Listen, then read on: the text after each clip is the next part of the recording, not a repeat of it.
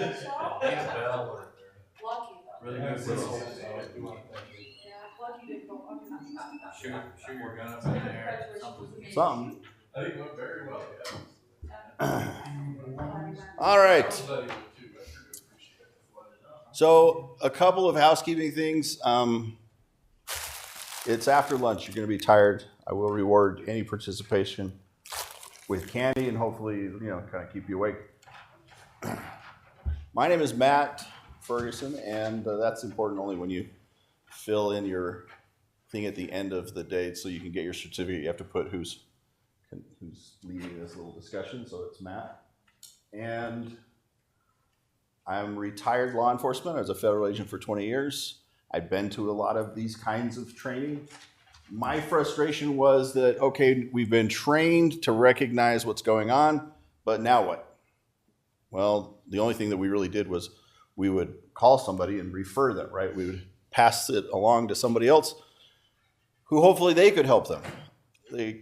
Unfortunately, as we're going to talk about, what we've been doing hasn't been working. We've seen suicides continue to rise. Our hope today is that you'll leave with a practical skill so that you know how to help somebody. Start out, how many people in this room know CPR? Okay.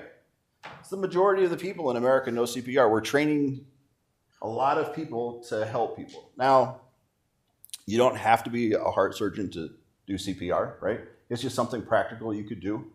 You don't even have to really understand how it works as long as you do it. You follow the steps. We're going to teach something called a crisis response plan, which is the exact same way. Think of it as CPR for suicide. Here's the difference. How effective is CPR outside of the hospital? Any guesses? Not so great. We wish it was better. The answer is technically between 4 and 6%, so I just say it's 5%. But that's outside of the hospital. So we're training people to save lives on something that we wish was more effective. And yet the thing that we're going to talk about today is 76% effective on reducing suicide. You don't have to be doing it perfectly. You don't have to be a social worker or anything, any specialized, everybody can do it. In fact, somebody in here is probably going to, in the next month, encounter a brother-in-law, a cousin, your own sibling, some family member, maybe a niece, nephew, maybe somebody at work, maybe a coworker who is going to need this information. How many people have used CPR? There's always a handful, right? How many people know someone who has ever felt suicidal? That's pretty much everybody, right? So the odds that you're going to encounter somebody who needs this are actually higher than if we were to be here teaching CPR. Now, that being said, we are going to be talking about things very openly. And if you have a question, please ask. If you have some kind of a lived experience, if you know somebody who's died by suicide and this touches a nerve, put on your own mask before you help the person next to you, kind of the same airlines thing. You have to take care of yourself before you know somebody else, before you can help somebody else. So please just step out, go to the restroom and come back when you're good.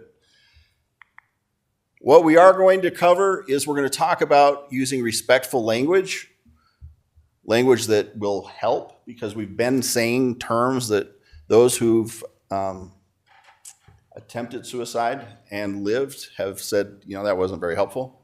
That's where most all of this comes from. In fact, PROSPER, this is training from PROSPER, stands for the proactive reduction of suicide in populations via evidence-based research.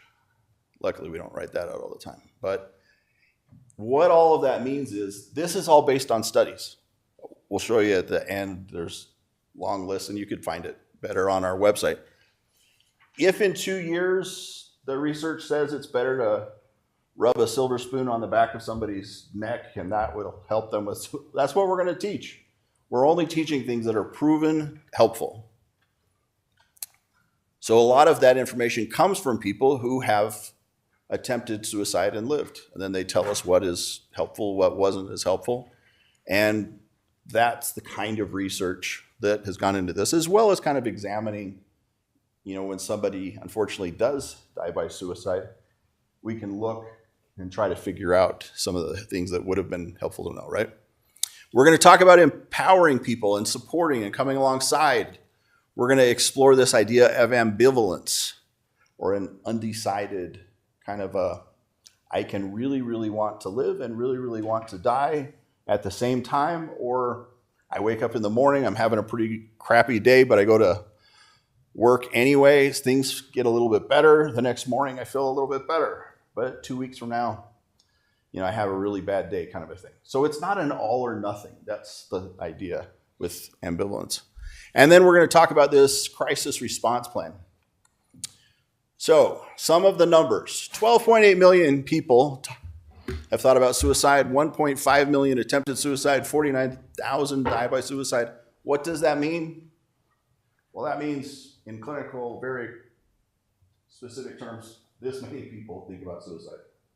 This many people are going to attempt suicide, and this many people die by suicide. So on the one hand, that's really good because it means that overall, as mankind, we're pretty resilient, right? We can, for most people who have suicidal thoughts, they don't actually act on them and they don't end up dying by suicide.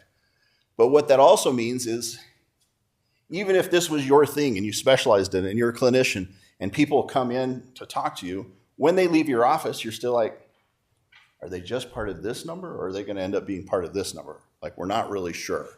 And so the only way that we can treat suicide and help people is to just think of it as a social problem. In fact, the majority of adults who attempt suicide have nothing diagnosably meant. They're not diagnosable with, say, a mental illness. Sometimes that's a factor.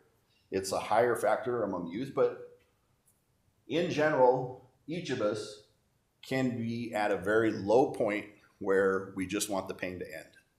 And that's the more helpful way of thinking about suicide. Or it's just people who are really sick and tired of being sick and tired, right? So 2022 suicide peaks. What happened in 2020? And what happened with COVID? Going into COVID, would we have expected to see suicides rise or lower? Expecting to rise. Yeah, you would think. Yeah. Catching up with some past participation. That's just, you win by being in there. Right? You get that. Okay, all right. And if you feel ripped off, raise your hand, or we can, come get it at any time. So yeah, we thought suicides were going to rise, but they didn't. Why was that? Where were you during COVID? Some of you were still at work, but where were you during COVID? Right? Where were most people? At home, right? They were at home, they were with family. And if they weren't at home with family, they probably at least suspected that other people were feeling isolated. And so during that time of COVID, we were actually doing a better job at reaching out. So here's the first lesson. I'll say it, you repeat it. People don't normally kill themselves in front of other people. Really? Here we go. People don't normally kill themselves in front of other people. Now, there are exceptions, and a lot of that is kind of like, I'm going to show you how much you hurt me kind of a thing. But in general, people don't kill themselves in front of other people. And so in COVID, we actually saw that suicides didn't rise like we thought. Of course, they continued after. And here we are in 2025 still talking about suicide. And why are we here in Arizona? I'm from Arizona, sorry. Why are we here in Wyoming? Let me tell you about COVID. For example, I had some deals with my wife. Mm-hmm. After COVID, she has a lot of deals. Some people don't believe in that. Yeah. That is very hard. We are still dealing with some of the fallout from COVID. And so maybe some of the numbers, some of the problems during COVID have continued and have affected suicide. That's very true. So maybe we didn't see the full effect during that time period, but we continue to. Yeah. But I'm here in Wyoming because 4 out of 5 years, you're number one. Not a great thing to shoot to be number one in, but here we are. Why? Why do you think that is? Some of the reasons that we think are up here. You can kind of feel isolated, especially during the winter months, the climate. But it's also, if I'm stuck off the road in the snow, are you going to pull over and help pull me out? Probably most people would, right? If your neighbor has a fence torn down and asks for your help to just string some barbed wire, would you help them? Overall, people around here are very, very helpful. By the way, I am from Arizona. My in-laws live up in Thane. I love Wyoming. Now that I'm retired, I'm looking at moving, but haven't done that yet. So, one of the things that's similar about both communities is this idea of cowboy up. Rub some dirt on it. We're very independent, right? Pull up your bootstraps, whatever that looks like, right? Very, very much helping other is part of the culture. Asking for help, not so much in the culture, right? We want to be self-sufficient in a lot of ways, right? As well as in certain professions, you're supposed to have the answers, right? Especially in helping professions. If you're a doctor, a lawyer, a nurse, if you're in law enforcement, if you're in fire, you're supposed to look at a situation, make an evaluation, have the answers. But yet, when something's going on with you internally, it's kind of like, I don't have the answers. And if I ask for help, I appear weak. At my job, if I got stuck and I needed somebody to come and pull me out, at minimum, I had to bring donuts to muster the next day for everybody. And if it was like a real big offense, I had to put on like a barbecue. Like we were punishing help-seeking behavior. And unfortunately, that's kind of part of the community, right? I mean, it can be, at least internally, we're thinking, I don't want to ask for help. So we've talked about Wyoming suicides, youth suicides again, twice the national average. Also, it's higher in certain industries. Do you have any of this around here? Yeah. Why do you think it would be higher in certain industries? Might be increased stress. It might be you're bouncing back and forth on different shifts. You never get enough sleep. Might be you work alone a lot of the time. Might be you're exposed to a lot of garbage, right? Especially if you're, responding to other people's things. You might still close your eyes and see some stuff you don't want to see, right? Also, among certain areas, there's substance abuse is going to be higher. And there might be this stigma that I'm just going to tough it out. We know that it's higher among certain populations or portions of our population. For instance, we know that in the indigenous population, it's higher. There could be a whole variety of reasons for that. And if you sign up and come back for the 2, 4, or 6 hour versions, we'll talk all about those.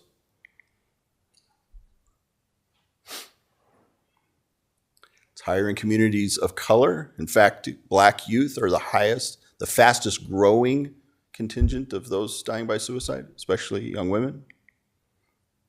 We know that it's higher among those who are on the autism spectrum. What do you think? Higher among the high functioning or low functioning? Who's at a higher risk for suicide? High functioning. I heard a voice over here. I had to candy. There you go. Yeah, because if you're a little higher functioning, then you understand that you feel a little more alone. You understand that people are picking on you for a variety of reasons.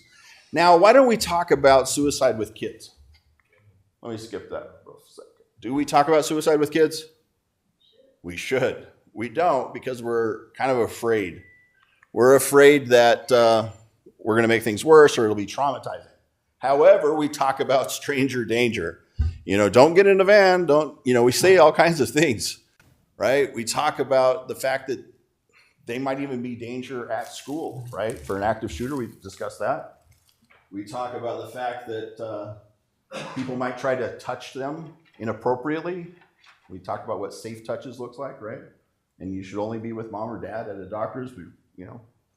We talk about a lot of things. We talk about fire. As a kid, I really thought I would have caught on fire several times in my life before I hit 57. Oh, I'm only 55. Why did I say that? Anyway. You have an aspiration. Yes. I got 2 more years before stop, drop, and roll becomes a thing. I also thought that quicksand would be a bigger deal. But here we are, right? So we talk about scary things with kids, but we don't talk about suicide. And we need to. Like you said, it should. It should be something we discuss. Now, how are we going to do that? We're going to do it in an age-appropriate way, right? 5 to 10-year-olds, we are going to capitalize on the fact, well, what do they do the best? 5 younger kids. They what? Pick their nose. They pick their nose. Hey, participation is participation. One of the best things that they do is they tattle. They love tattling. They notice life's not fair. Johnny's getting away with this. Johnny's doing that. Johnny's doing this. And Johnny's picking their nose.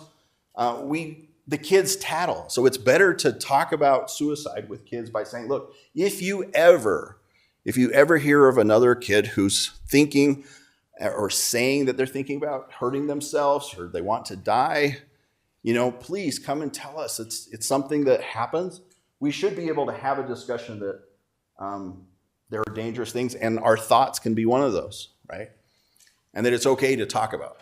Now, as they get older, we're going to say, look, if you ever thought about suicide, and then as they're in high school especially, it's like, when was the last time you thought about suicide? Because high school is kind of a time when there's a lot of pressure, and if you look at the newspaper articles and things, a lot of those who die by suicide seem to have everything going on, right? They're like, they just got accepted into their number 1 school. They just, for whatever reason, we can't look for this. It could be anybody, right? And so we just need to be open. And we all have times when we feel like life is terrible and we just want that pain to stop. What we do with that after is completely different. Sometimes that's a fleeting thought and it's gone. And other people, they struggle and they might think about it more often. So the next thing that we're going to do is you should have a handout that looks like this. It's communication tips. What are some of the best things that we could say? What are the helpful things? And what are less helpful?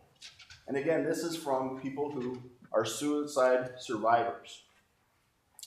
We'll get you a copy. It kind of just says, try to avoid saying this, instead say that. And then there's some rationale for these.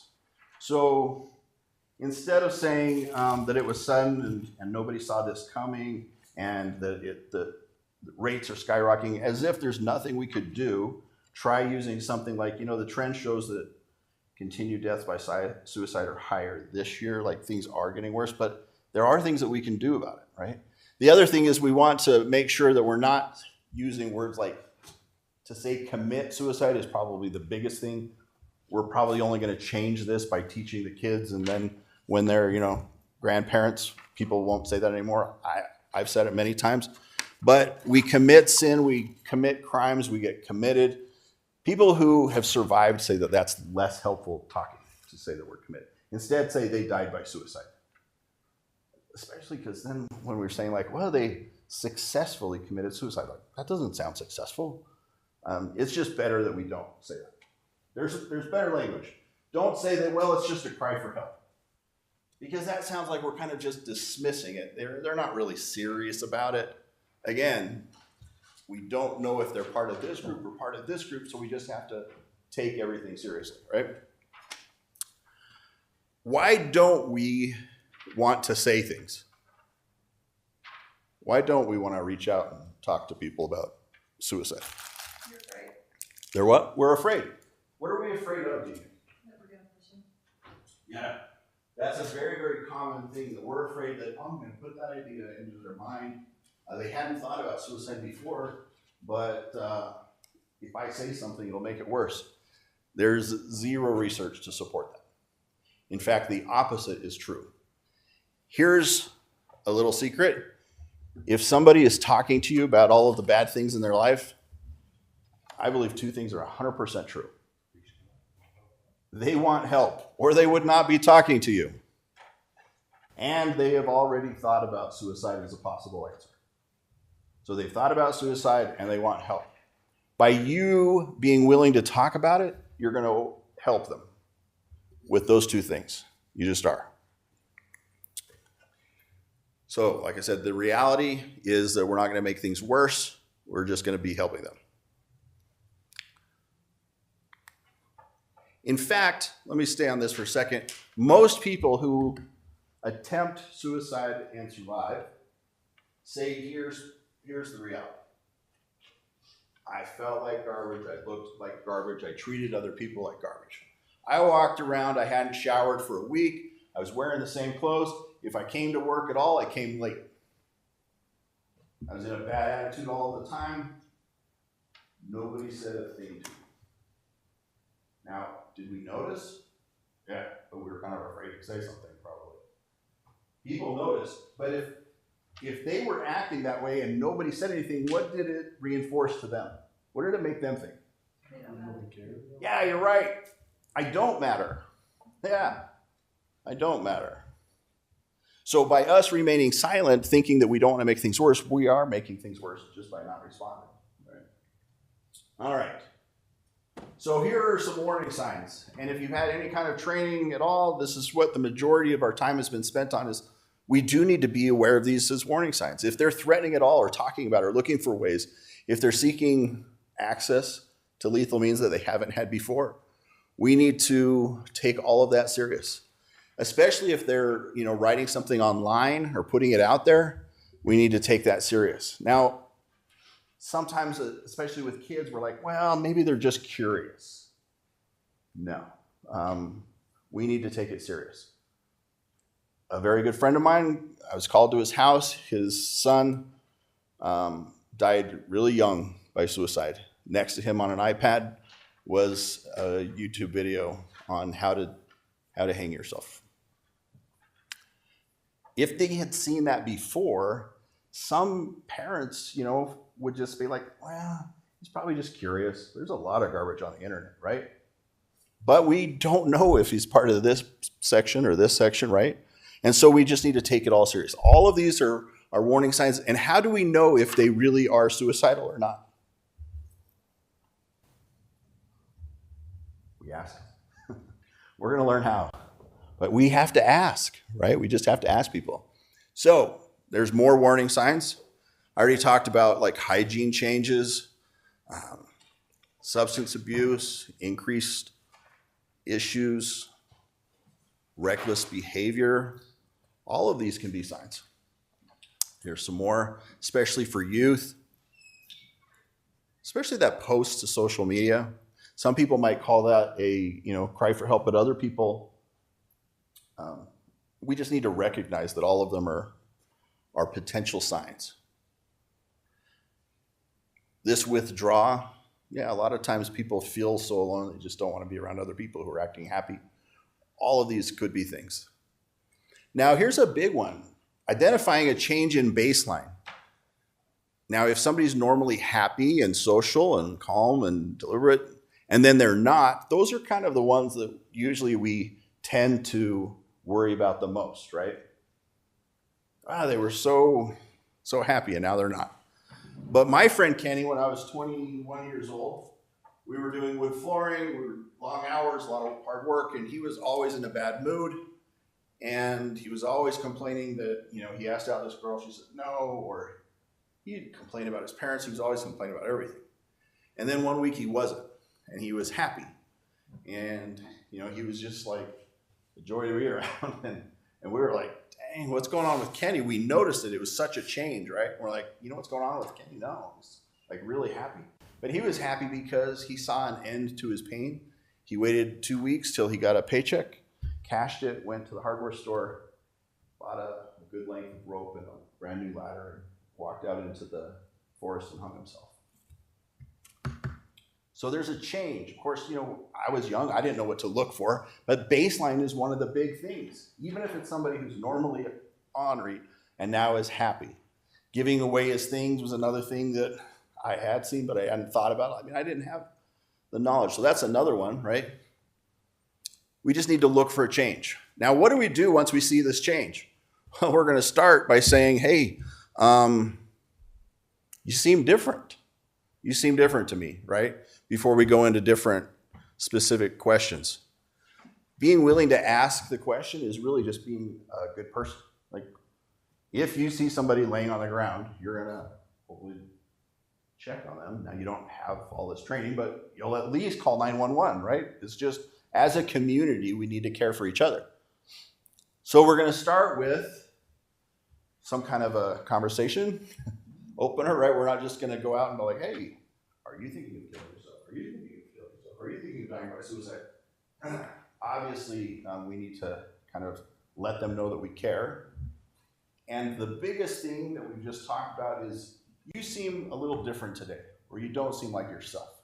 What's going on? And then being willing to actually listen. Because if you're there and you're willing to listen, and it's not just a, hey, how's it going? Living the dream, you know, as we walk by them. If you actually are talking to somebody and you're like, hey, what's going on with you? That's like 50% of the solution. You're saying, I've noticed something is different, and I'm willing to have this conversation with you because I'm here, right? Or if they come to you. All right, first learning point. People don't usually kill themselves in front of other people. Everybody repeat it. People don't usually kill themselves in front of other people. Serious about that one. The next one. Have you been thinking of killing yourself or ending your life? Everybody. Have you been thinking of killing yourself or ending your life? Yeah, it's awkward, but if you won't say it here, I don't have much faith you'll say it out there, right? We need to practice saying this. Now, the wording for that. Some people in their irrational thinking are like, I'm not going to kill myself, but I'm just going to stop taking my heart medication. Or I'm just going to, stop taking my kidney medication. Whatever that looks like, they might be thinking like, it's not me doing it, right? I'm just going to go for a drive on a curvy road and, let go of the steering wheel. But somehow that's not. Again, this is based on research. We need to be specific in how we ask it. So for adults, have you been thinking of killing yourself or ending your life? For kids, we're going to kind of ease into it a little bit. Have you been thinking of hurting yourself? What is the common way for kids to, they call it sometimes parasuicidal or non-suicidal self-harm or these kinds of things. Anybody know what cutting is? What's the purpose? Depends on who you ask, but I think most people would say it's like to distract with other pain, physical pain. Yes. We're using physical pain to distract from mental pain if we're involved in cutting, right? It's not effective forever, and it tends to escalate, right? Because it's not a permanent solution. It doesn't work. And so we need to be aware of that because it could continue to grow, right? So we are going to ask about that. And then we're going to talk about death thoughts. Have you thought about being dead or thought that you might be better off dead? There are some people who really, really want the pain to end and they want to die, but they don't see their own hand in it, right? And that is death thoughts, but not necessarily suicidal ideation. So there's not a strong correlation that just because they want the pain to end that they will die, which is why we ask it very specifically. Have you been thinking of killing yourself or ending your life? Okay. Then your next job is just to listen, whatever that is. So everybody turn to the person next to you and say, have you been thinking of killing yourself or ending your life?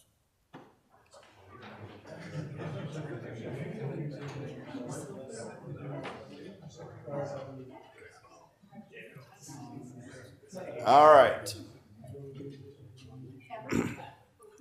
Now everybody turn to the person next to you and say, I've noticed that you don't seem like yourself. Go ahead. Yeah. Those are your two biggest skills, right? Those are the two biggest things. I'm going to save some of my time for a bigger, longer practice here in just a little bit. But we're going to start with acknowledging that we see them, we see something's going on, and we're going to be very specific in asking. So here, 988, it's what they suggest are the kind of the steps, and it's really just be calm. If I ask you a very difficult question and I seem okay with it, it will tell you that, yeah, I'm okay talking about this. If I am afraid to ask, or if I freak out when somebody says yes, then yeah, they're not going to feel very safe to talk about that, right? The next thing, we're going to ask the direct question, and then we're going to encourage them like, look, I'm here for you. Let's get some help. And I'm going to stick around, right? We want to stay connected. And then we also want to care for ourselves, because it can be very emotionally draining to take on other people's baggage, right? All right. What does it look like from the outside? A lot of times it might start with a relationship problem and then develop into a drinking problem, then develop into I just got arrested for a DUI. All of these could be factors. Any one of these could be a factor. They might build on each other. So you can see relationship problems, isolation, some really terrible news. Maybe that's illness yourself, a lot of problems with the law, the drinking, maybe a money problem, or you lose your home. The bottom one, self-identity. I thought I was pretty okay. Like I thought I was, I knew myself, and now I'm having these thoughts, and this isn't me. This doesn't seem like me, right? And that's the biggest problem. Because when people don't see themselves as the way they used to be, then they start to think that maybe this is my new normal. Maybe I'm going to feel like this all the time. Big things to be concerned about. All right. The problem with the way these are handled sometimes is we have this better safe than sorry approach. Sometimes there's even corporations like, if you hear about it, this happened in federal government, if you hear anything, boom, they need to get hospitalized. Like there's no middle ground, there's no discussing it, right? That's the better safe than sorry approach. And people come out, one of two things happens. You go, well, okay, let me just ask a question. Raise your hand if you know anybody who has been hospitalized, 72-hour hold, psych hold, something like that. Okay, now wiggle your hand around if they had a good time. Yeah, no, they didn't. Was it a positive experience? Probably not. A lot of times what that looks like is all of your freedoms are taken from you. You're restricted.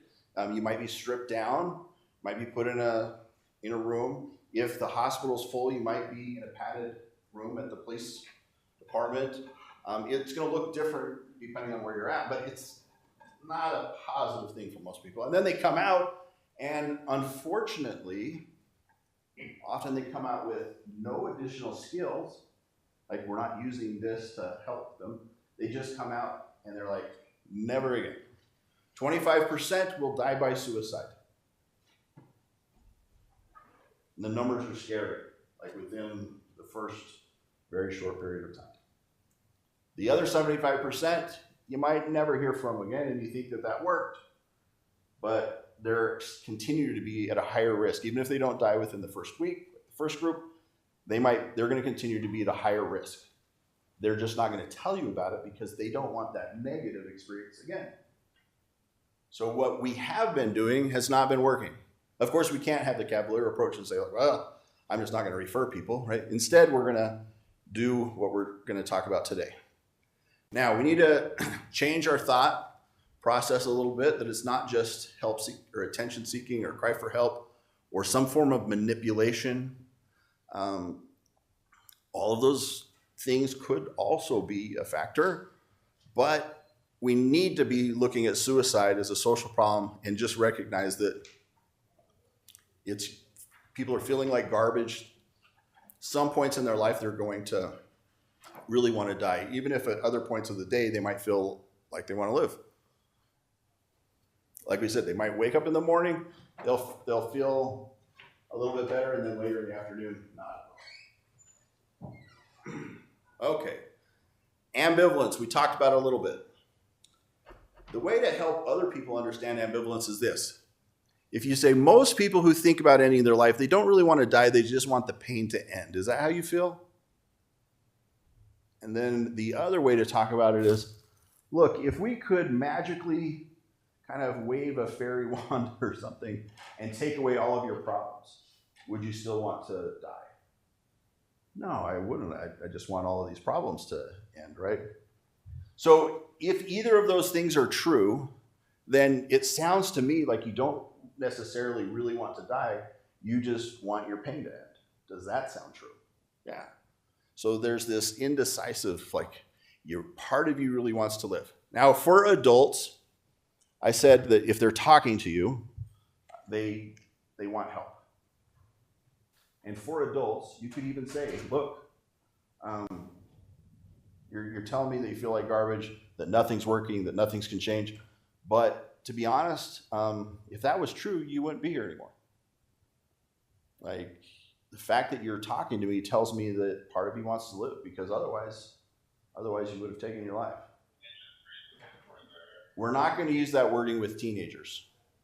Because with teenagers, it's kind of like, oh yeah, I'll show you. You don't think I have the guts? You're like, yeah, we don't want to challenge teenagers. They'll do something stupid, just thinking my own thoughts when I was a teenager. They'll do something stupid just to spite you, kind of thing, right? We're going to talk about wording it differently for teenagers. But for adults, that's true. Like, you say that there's nothing working, however, something must be working because you're still here. That's a positive, great thing, right? So that's ambivalence.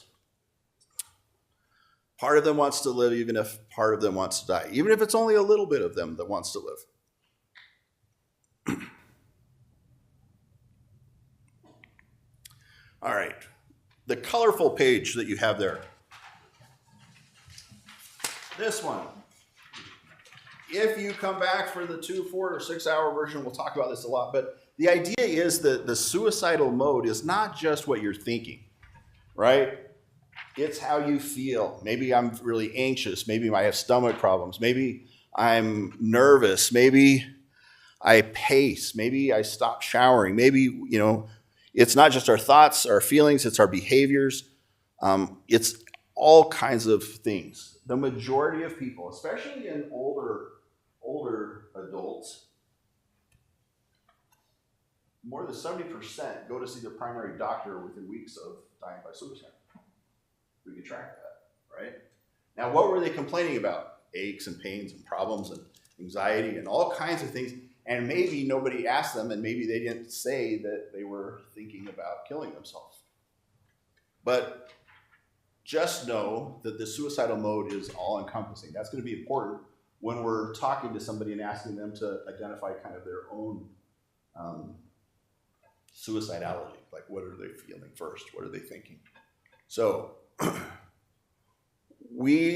this is an empowering thing. This is their plan. We're going to listen non-judgmentally, and we're going to just help them realize that there's something that they can do to feel better.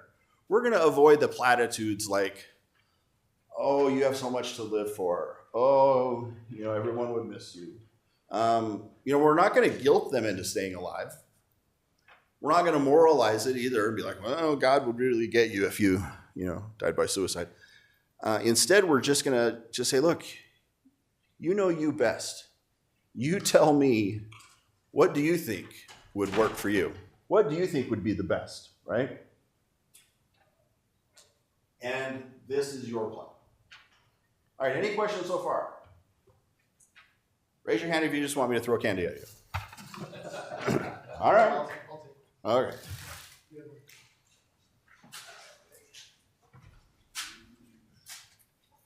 I just want to try to aim for the two of you to see who fight for it the most, but anyway. Is there? Go ahead. Real question. Go ahead. Is there anything in studies about sort of, gallows humor and us joking about suicide? Yes. Yeah.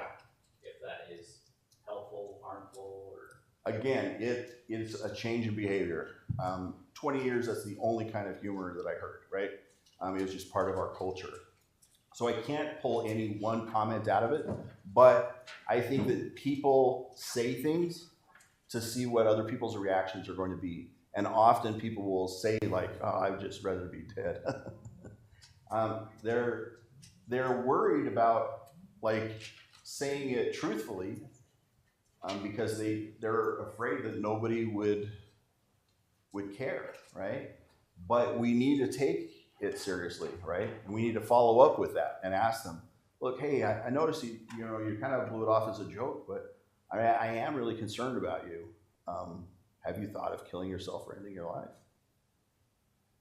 I've only been doing this for 18 years or so as a chaplain, and I've only had 2 responses. I was expecting people might get angry that I was asking, but I've only had 2 responses. Number 1, wow, no, that's not me, but thank you for asking. Or number 2, wow, yeah, actually I have, and thank you for asking. Those are the only 2, right? No matter what, people have been okay with me asking, even though I was afraid to ask. Part of the other reason that we're afraid to ask is like then we feel like we're kind of accepting responsibility for their life, which isn't true. We're going to help them, but because they disclose it to us, we're not responsible for them, right? All right, 988. It can be a lifeline. And we're going to talk more about that. And just helping people in general is a lifeline. The fact that you're having that conversation is a lifeline. The fact that we're going to not kind of dismiss their thoughts tells them that we care about them and that we're here to help them. Now, we're not, when I say that we don't want to, restrain them, if you walk in and you see somebody in the middle, you can do and say whatever you got to do to stop them from dying by suicide, right? If they're in the middle of attempting. But otherwise, we're in it for the long haul, right? We want to focus our energies for the long haul. We already talked about the difference between suicidal ideation and death ideation. We're going to talk about their values because it has to be their plan, right? So what is the most important thing in your life? Or if you didn't have all of these problems that are plaguing you, what would you be doing? Well, I'd probably be hunting more, fishing more, I'd go back to school, I might do this or I might do that. All of those are reasons for living. All of those are good things that we can draw upon when we're talking about their crisis response plan. If you didn't feel the way that you do, what would you be using your energy for? Those are all important things. So we're going to talk about it in what's important to them, and then we're going to use that as a reason for living. Now, we're going to ask it different ways, just like we saw a bunch of different options, right? And we're not going to say you have so much to live for, because then it just feels like, well, you don't get me. We're not going to say, come on, you must have a friend who, you could open up to. Well, no, actually, I don't have anybody, and now you made me feel worse, right? We're not going to try to tell them how to think or feel. Instead, we're going to ask them, right? And we're going to just wait for their response and be comfortable with it. Anybody know what a safety contract is?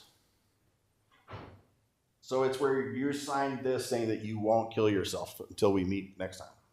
There's no research that shows that's a good thing, but it's something that we've been doing for years and years. I responded to a suicide and it was there on the fridge, made me feel worse, right? They were even getting help, but we went through it. Well, you can read it. What we are going to do is focus on this crisis response plan. You should all have it on a card. It looks just like this. And that's what we're going to do. I'll leave it here for just a second.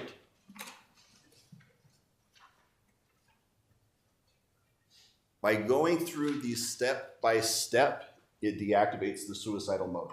And that's why it works. Just like CPR, if you follow the steps, if you just keep doing it, it works. Better than it wouldn't if you didn't. But another thing, by the way, I'm not like poo-pooing CPR. If I collapse, please, somebody jump on. It's not that I don't believe it. It's just my example for the moment. All right. Crisis response plan. we're gonna talk about the warning signs, the things that they've been feeling or acting. We're gonna rely kind of on this colored sheet that talks about the suicidal mode. Then we're gonna discuss some of the self-management skills. We're gonna talk about reasons for living, and we are going to talk about their own social support. So I am going to ask, and I did ask before, for a semi-volunteer. You're welcome to stand or you can sit, whatever you prefer. You're good with this way? Yeah, that's fine. All right. Anybody have a cell phone with them? That's a good question. Everybody has a cell phone? Anybody who can do a timer, like just or a stopwatch function? I'll just do a stopwatch. You just tell me how long it takes. Okay. You want to say go. All right, Jim, is it? Yeah. Thanks for being open in the fact that you've been feeling this way. I'm sorry that you're going through this. And I'd like to share something that I learned that has been shown to be really effective at helping people who are feeling suicidal.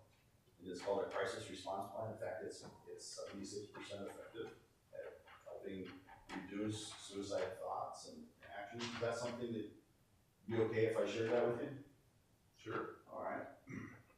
First of all, let's talk about just what are some of the things that, well, how long have you been feeling this way? Yeah. 6-8 weeks. Really?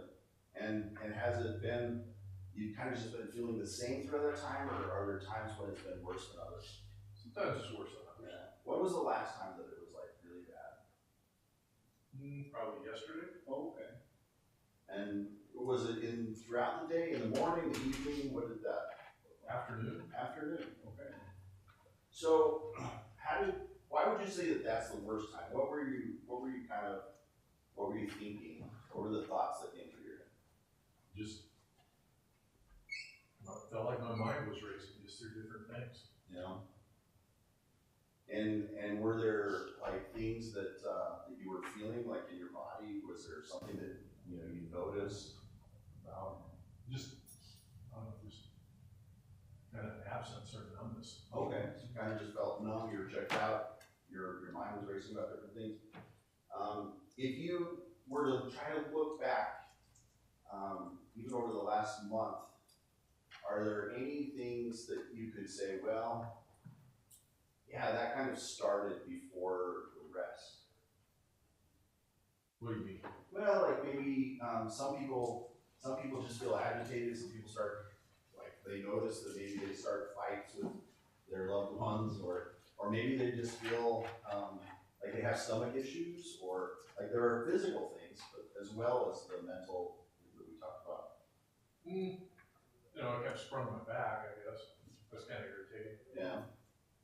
But would you say that before you start having these suicidal thoughts, that maybe your back hurts more, or is there something else that maybe you feel? It just kind of all adds up. Okay. All right.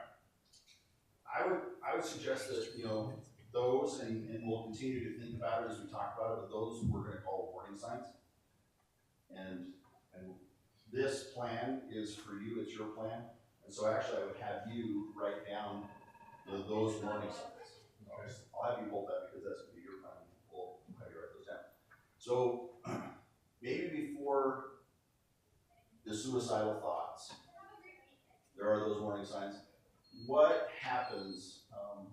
Well, for instance, you said it was kind of the worst yesterday. What have you done since then that's helped you not die by suicide? Read.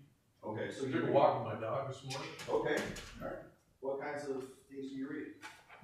All kinds of things. Fiction, history. Okay, all right. So you read, you take walks with your dog. Anything else you can think of that kind of made you feel a little bit better? I'm not saying to solve your problems, but maybe just help you feel a little better. Just be around people. Okay, so be around people. So let's write those all down under self-management skills. Which one do you think was the most helpful in helping you to not feel as suicidal? I'm getting up early with the dog. Okay, so we'll write that one down and circle it. It sounds like your dog is maybe one of your reasons for living, is that right? Yeah. Yeah, what's your dog's name? Dixie. Okay, so let's write down Dixie as a reason for living. What are some of your other things that are reasons for living? My wife, kids. Yeah, let's write down your wife, write down your kids. Yeah, what about any plans or any things that if you weren't feeling like this, that maybe you would want to do more of? Sure. Okay, like what? Got an old car, I'd like to spend more time. All right. You know? So yeah, like restoring the car, all right? Okay, those are all great things. How could you maybe engage those reasons for living, say in the middle of the night when everybody's asleep, you don't wanna wake up, even the dog, is there a way that you could do that? Well, Kindle's as close as my phone. There you go. So you can always like check into your reading, right? Right? That's a self-management skill. And maybe you have pictures of your family. You have pictures of the car the way that you hope to someday it'll look, right? You can engage those reasons for living. All right. One thing that you mentioned is that Dixie is kind of a social support because you feel better when you're taking Dixie for a walk. But what else? What other social support do you have? My wife, Okay. kids. Yeah. Any friends that you would feel comfortable just being like, you know what, I'm having a terrible day, can I come hang out with you? Who?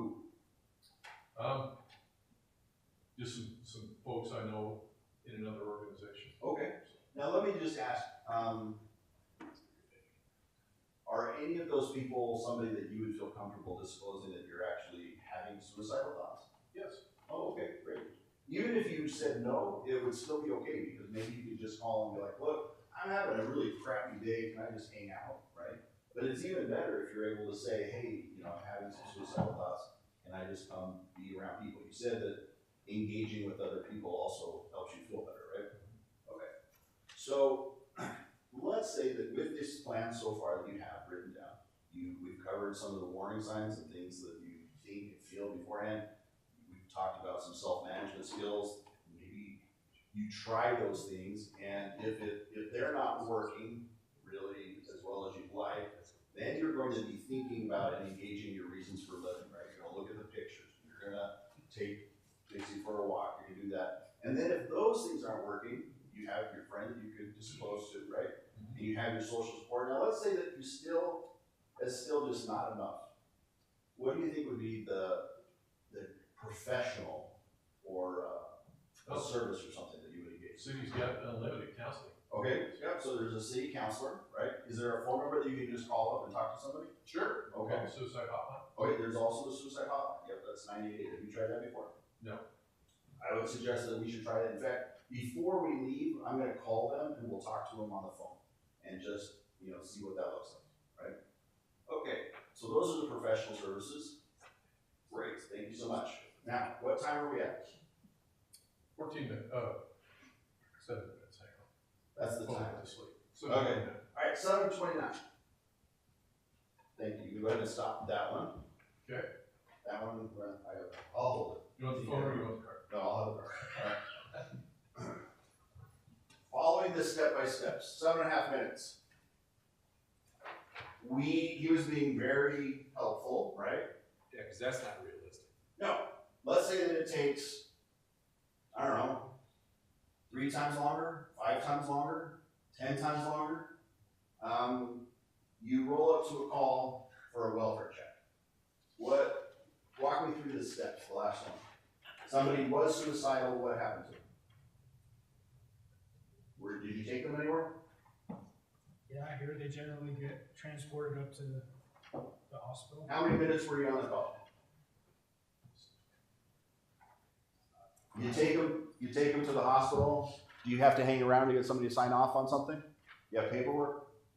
I imagine there is paperwork, we're not involved in that. Oh, okay. What about police? What would that call look like for you? You roll up for a welfare check. Hey, have you been thinking of killing yourself?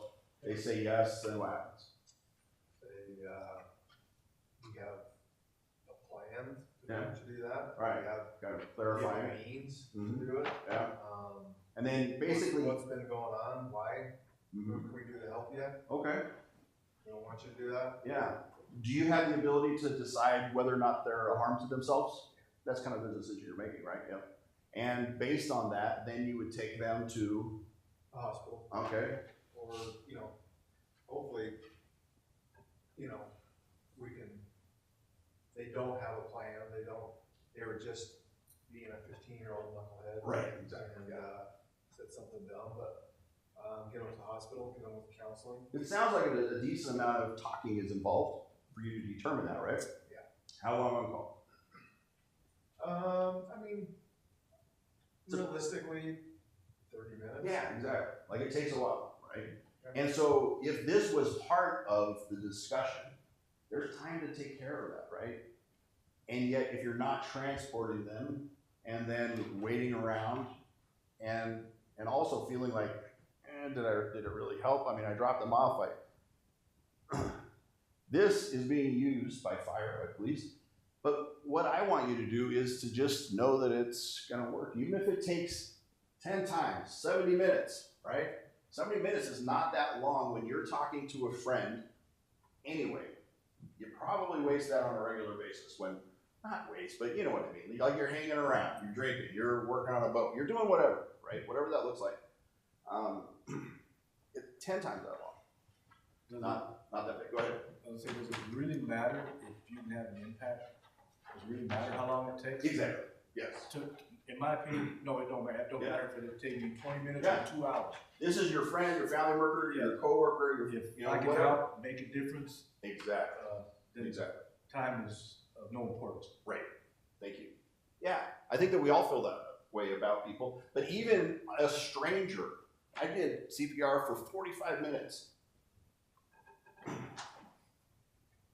Do I feel like it was worth every moment? Of course, because of what I was trying to do, right? It gave them an extra day. Their family said goodbye, ultimately. Still, I think it was well worth my time, right? What you're saying. So yes, this was an easy example, but just like any skill, it takes some practice. So what we're gonna do right now is, again, you're gonna have to turn to somebody near you. You're going to say are you thinking of killing yourself or ending your life? They're going to say yes, otherwise the whole exercise is over and we're not doing that. And then you're gonna say, look, can I walk through this plan? Now don't cover the legal means at the bottom. We're gonna talk about that in just a minute. We're just gonna take a few minutes to do this. You've gotta practice it. This is like you do in CPR. If you don't practice here, it's never. So ready, on your mark, get set, go. Turn to somebody.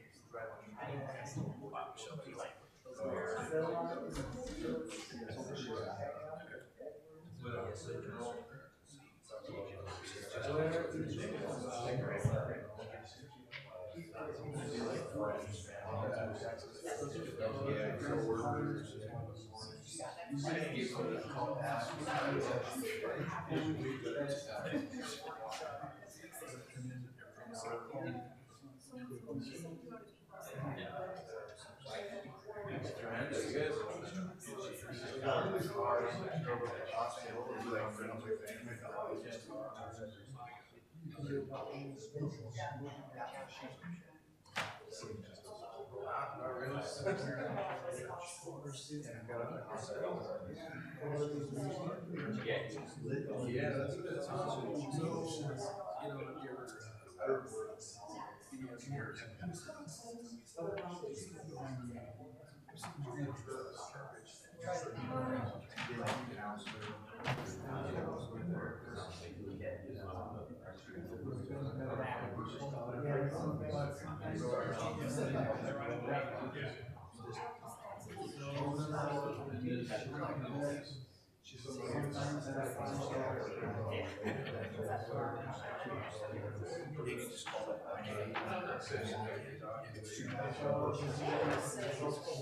This is actually.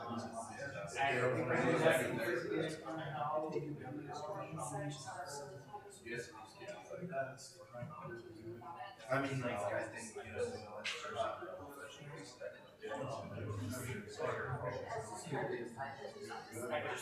because like, if they don't,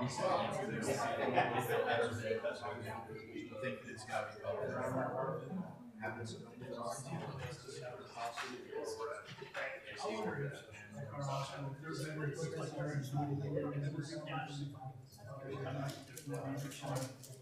All right. So what did that feel like? Raise your hand if you thought that was awkward. Yeah. Anytime we do something new, it's awkward. Anytime we talk about suicide, especially the first time, it feels awkward. How did it go with asking the questions? Who feels like the other person did a good job in asking about warning signs? All right. What did they say? You guys were together? All right. All right. So how did they introduce this idea of warning signs? You haven't really been yourself lately. Okay. One, that to me that shows that he knows what my normal looks like. Exactly. So Yeah. Everything that was outside of the normal was a warning sign, right? Yeah. So he could even help you identify things that I've noticed that you're different. Does that feel true? That's a great input. it was it brings a personal, more of a friendly. Because I know for us, Definitely. we go on calls and I don't know you. Yeah. Your ex-wife calls and you're gonna kill yourself. Right. Right. So there isn't that personal, but it was nice to talk about it. It felt that for opening question felt Perfect. like he actually knew. Thank you. I got one question. Something, how you plan to decide for what is the level risk? Okay, it's a good question. I'm gonna throw them right in the middle. I'm gonna try to actually split them. Terrible. Anyway, okay, so the question is, how do we assess risk? We don't really know. This is important because we don't know this versus that, right? And so we're gonna treat everybody as high risk because we're having this discussion, but there is a lot of things that we can do. First of all, have you tried to kill yourself before? No. If people say yes, they are at a much higher risk. Well, let's say that people have tried once before.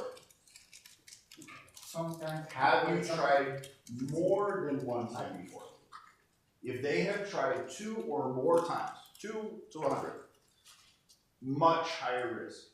Why? Because part of them that has thought of this is taboo, this is not me, I don't want to do this, they're able to kind of excuse away, right? So that's a big one. That's a big one. All right, self-management skills. Who had thought that they came up with some good answers for self-management skill? There's a lot of times that, go ahead. I was, partner here was asking me. Okay, great. And one of the self-management skills that he actually helped come up with is, camping. Okay, yeah. I love getting in the outdoors. Exactly. I love to go fishing. If you know the other person, you're going to be a lot more helpful for that, right? Yeah. When was the last time you felt happy, actually? Let's think about that. When was the last time you felt happy? Well, what were you doing? Well, that's probably a good self-management skill, right? As well as all of the things, that's also a reason for living. We're going to do more of that, right? All right. Up to lethal means, is there any part that doesn't make sense? Any questions as you're going through it? How many people, raise your hands, do you think that you could fumble your way through this with a 50% I am not terrible at it? Okay. If not, we just need to practice a little bit more. But yeah, you're not going to be perfect at this, but I think that you can. We want you to at least be familiar. Now let's go through, by the way, this is somebody's actual crisis response plan. You can kind of look at that for a minute. So there are these warning signs that they notice that their heart is pounding, their mouth is dry, they get angry. Those are things that they notice about themselves. There's an app for the VA puts out that has like actual pull down. You can choose any of these that apply to you. Maybe that's helpful. I think it's better if you just come up with them yourself because you know yourself best, right? And then self-management skill. Well, these are things that I did, the things that I think would be helpful, right? Reasons for living. You can see mittens is a reason for living. Probably a cat, right? But I don't know. And then it's also a social support. So taking mittens for a walk, right? Then the crisis and professional services, it might be a doctor, it might be just going to the ER, it might be calling 988. It's whatever maybe you need to kind of progress, right? If those things aren't working, then who are you going to reach out to? Now, let's talk about lethal means management. We are not here to take away anybody's guns. We fully support and understand and defend the right of people to have guns, right? Maybe we should repeat that one all aloud, but anyway, we'll go with it. I'm a gun guy. I appreciate that. I don't suggest. Number one, it doesn't work. Like, they'll probably buy another gun. That's kind of, I mean, if you own more than one gun, you're probably looking to expand that collection. But what we can do is talk about how to manage those things, right? Now, we're here in Wyoming, more than 72% of suicides are by firearm. That's very high, so we have to address it. Why is it such a problem? Because if I cut my wrist, if I take some pills, and then I change my mind, how much time do I have to call somebody? Kind of depends, right? If I pull the trigger, how much time do I have to call somebody? Milliseconds, right? There's a great video where somebody jumped off the Golden Gate Bridge and survived. And he said the very millisecond that he let go, he knew that it was a mistake and he wished that he could take it back. It was the biggest mistake of his life. He ended up surviving, and now he goes around talking about suicide. So firearms are a really big deal because it's so effective at killing, right? Now, these are survivors say this. 70% say that they made that decision to act within an hour, 36% within 5 minutes. So, I don't know, Kirkland, I'm assuming that's your name? Yes. Kirkland, if I told you that 36% of the people who attempted suicide made that decision in 5 minutes, do you think of a way where we could delay your access to your gun for 5 minutes? Yeah, just 5 minutes. Like maybe, what would that look like? Maybe we disassemble it. Maybe we disassemble it and store the ammunition in another room or something like that. What if I were to say that 70% of those people say they made the decision in an hour? Could we talk about delaying access to our guns for an hour? What would that look like? Well, maybe I get my brother to come over and change the combination. Maybe I store them at his place. Maybe I do a bunch of different things. We're not saying you can't go on that hunt. You can't go shooting. Those might be some of your coping mechanisms, right? But when you do those things, especially if somebody else has to be involved in helping you gain access to your guns, what does that say? Someone's going to be with you, right? Let's just have you do those same things, but with somebody with you. Why?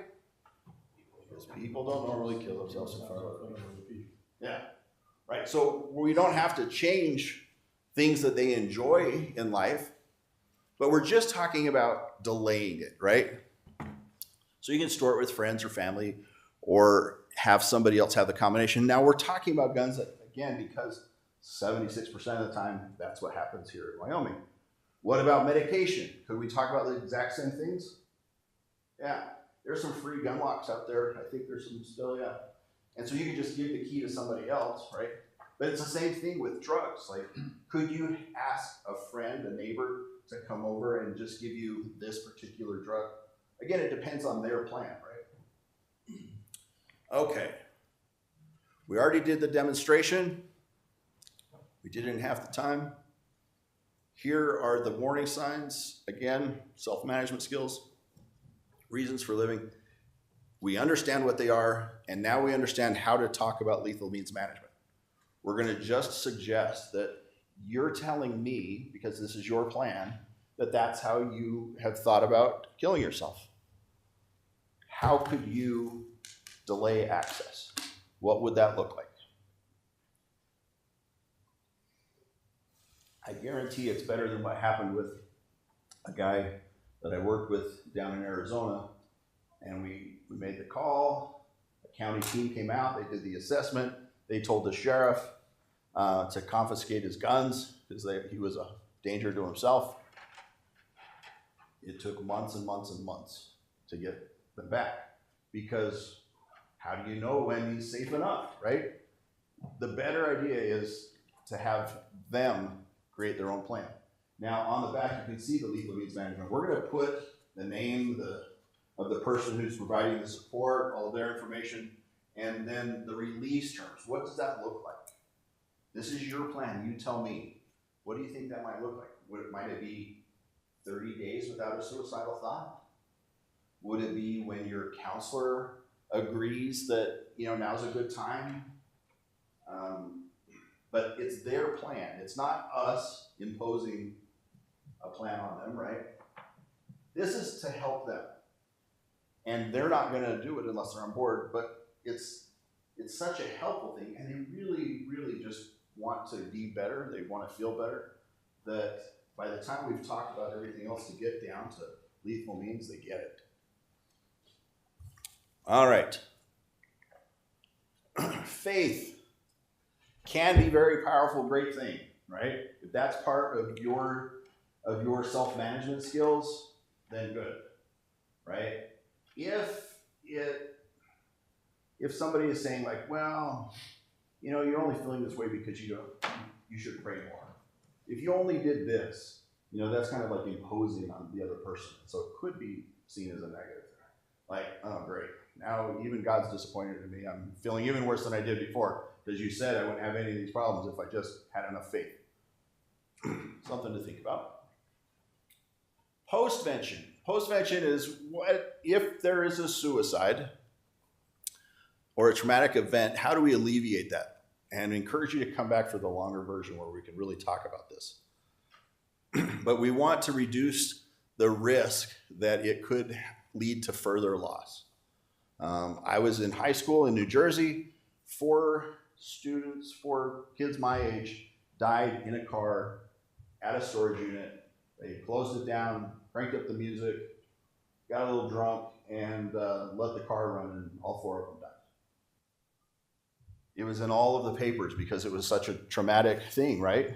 They talked a lot about it. They went in and did a deep dive of each person's life, and they celebrated their family. They did a lot, right? A year later, same day, same storage unit. Well, same storage complex, but a different unit. 4 teenagers in a car. Engine was running. This time somebody heard the vehicle and understood because it had happened there. It was very well, everybody was aware of it. So they were able to get the kids out of the car and save it. But why?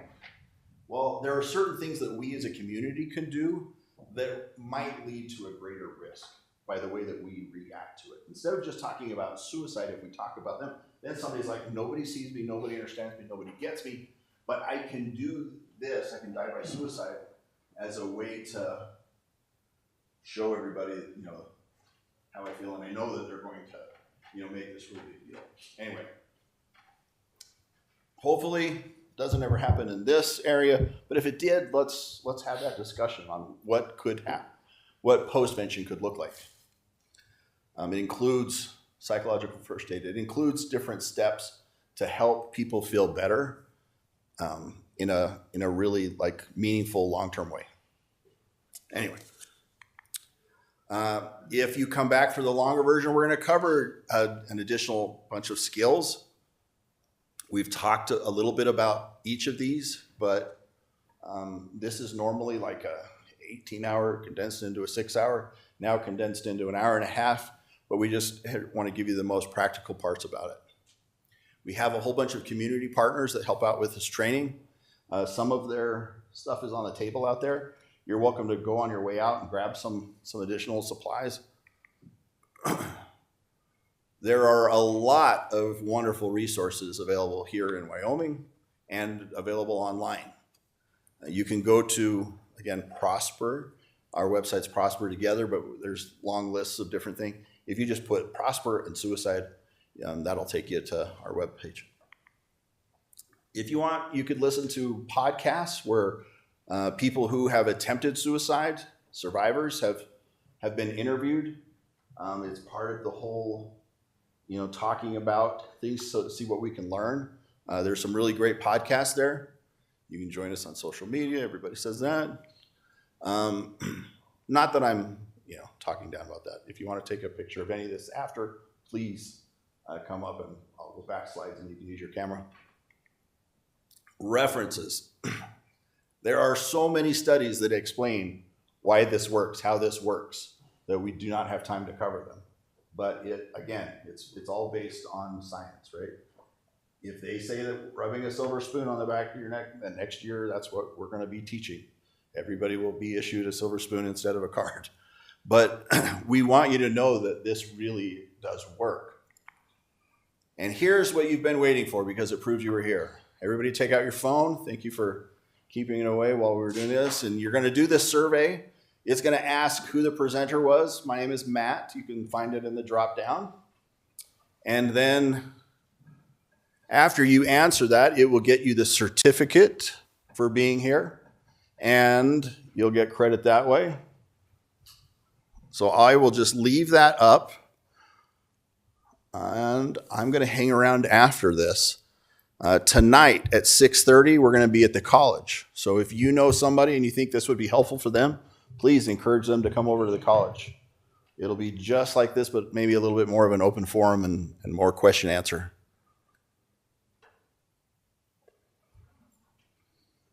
I should have asked, are there any questions before getting to this slide? Because now you're just, driven by this task.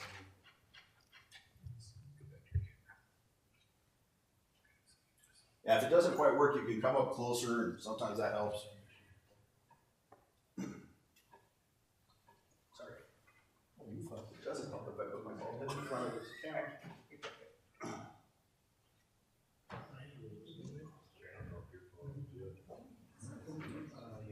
You might even try it on the computer screen if that doesn't work, but we had good success earlier today. Thank you very much. I appreciate your support. Yeah, well, I'm hanging around until you're ready. I can't get it. Did you get it on one of the phones? I got it. Okay, so go to the top right here, push and hold that, and copy it, and then text it to them. Yeah. If one person gets it, you can then copy the address and text it to your friend next to you, and that'll work.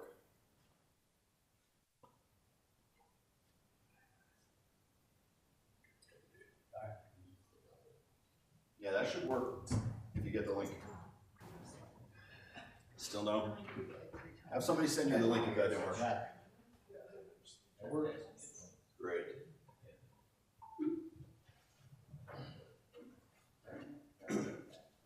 What was your name again, sir? Matt.